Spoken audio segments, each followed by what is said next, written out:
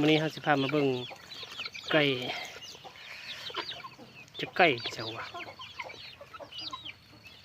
ไก่มาจากเวียดนามไก่มังกรมันเป็นไก่มังกรตัวน้อยๆหนึ่งพอซื้อคูหนึ่ง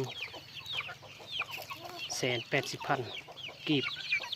ตอนซ้ำกับปั้นเนี่ยมาเบิ่งตอนนี้มันใหญ่เติมแล้วมันหน้าตามันเป็นยังไงนี่พักนี้แหละราคาแพงที่สุดนี่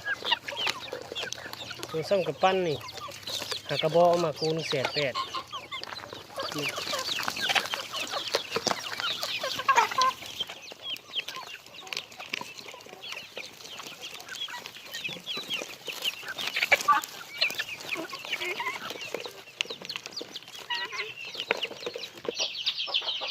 นี่หน้าตาของมันแม่